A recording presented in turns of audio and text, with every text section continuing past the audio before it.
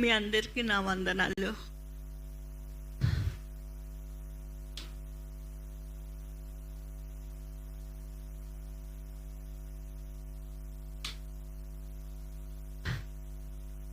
నాకు వివాహం అయిన తర్వాత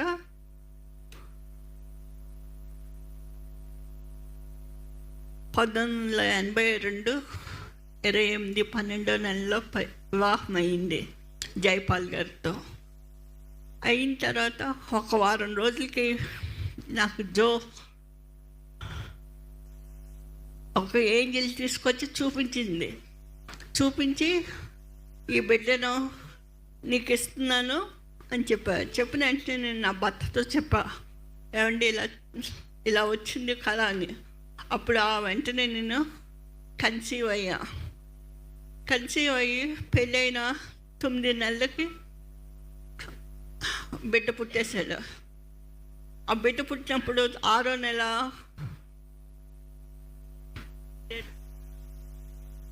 నెల వచ్చినప్పుడు నాకు కాలిపోతే బిడ్డ 6వ నెల 6వ రోజు ఇంకా కాలిపోయిన తర్వాత నేను అక్కడ ఒంటరిగా ఉండాల్సి వచ్చింది. ఆ ఇంట్లో ఉంటే ఆ రాత్రి 2 గబ్బిలాలు మరణదూత రూపంలో నా చుట్టూ వచ్చేసాయి. ఏంటి ఏంజల్ చూపించింది కదా నాకు బిడ్డను, నాకెందుకు ఇలా జరిగింది అని నేను ప్రార్థన చేసుకుంటే మరణదూతలు 2 నా చుట్టూ తిరుగుతూ ఉన్నాయి. అప్పుడు లేచి వెంటనే ప్రార్థన చేసుకుని అప్పుడు అయ్యగారు వేరే చోట మీటింగ్లో ఉన్నారు. ఇంకా నేను ఆ రాత్రంతా మెలకుగా ఉండి ప్రార్థన చేసుకున్నాను, బాబుకి ఏం జరగకూడదని. అప్పుడు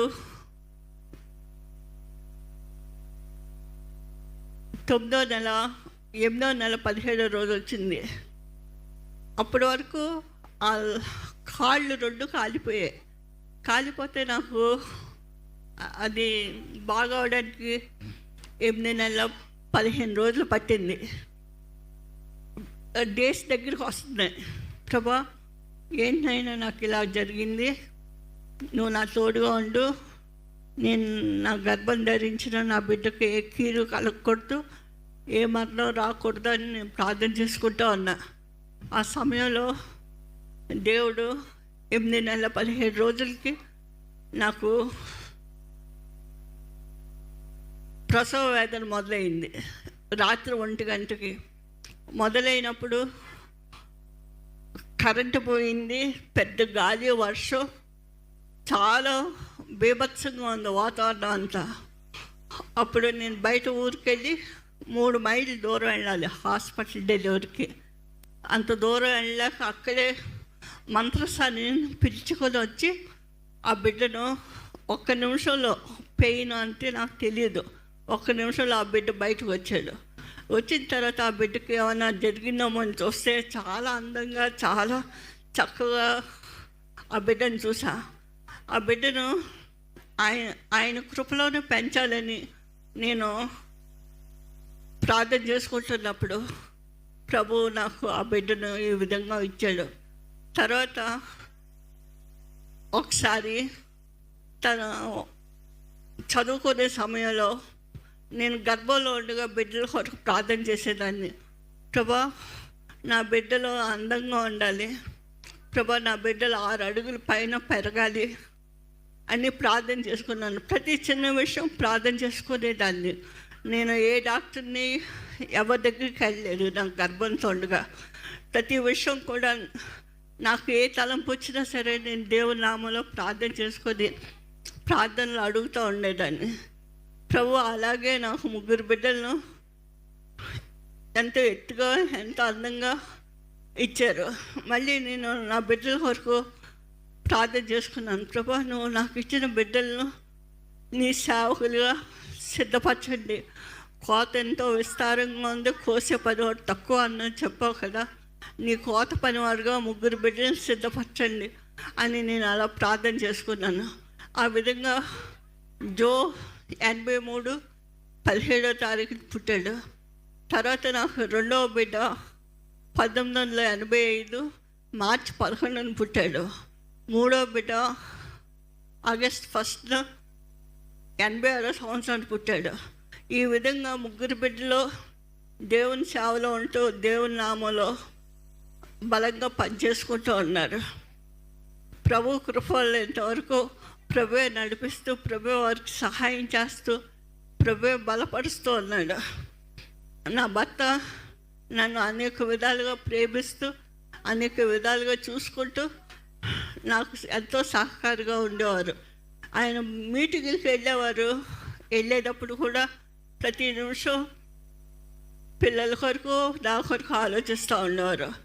ప్రతిదీ ఆయన చెప్పేవారు, మనం బయటకు వెళ్తే పిల్లల్ని చూసుకోవాలి, మన ఖర్చులు మనం భరించుకోవాలి అని చెప్పేవారు.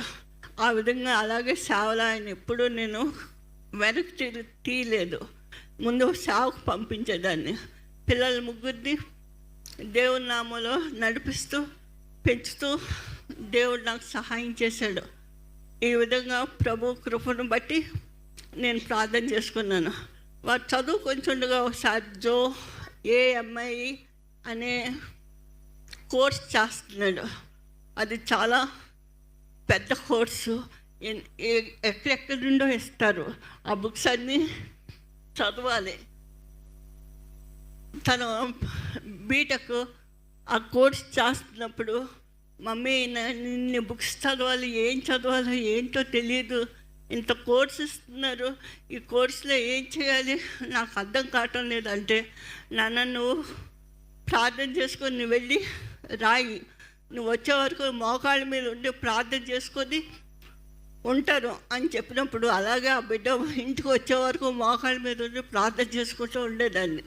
అలా వచ్చాక చెప్పేవాడు, మమ్మీ ఎన్ని పేపర్లు తీసానో నాకే తెలియదు, చాలా బాగా రాశాను మమ్మీ అన్నాడు. ఆ విధంగా A సెక్షన్ ముగించేసాడు. ముగించేసి B సెక్షన్కి వెళ్ళేటప్పుడు తను సేవకు ఈ విధంగా వచ్చేసాడు, అవన్నీ వదిలేసి. కనుక ప్రభు కృపను బట్టి ప్రతి క్షణము నా గర్భంలో ఉన్న బిడ్డల్ని చూసి ప్రార్థించుకుంటూనే ఉండేదాన్ని. నా తలంపులు ప్రభు నామలే చెప్పుకుంటూనే ఉండేదాన్ని. ప్రభు ఈ బిడ్డలు చూడండి, ఈ బిడ్డలు నడిపించండి, ఈ బిడ్డలకు సహాయం చేయండి అని ప్రార్థన చేసుకుంటూ ఉండేదాన్ని. ఇంకను అనేక విధాలుగా సాతానుడు ఇప్పటికీ పోరాడుతున్నాడు.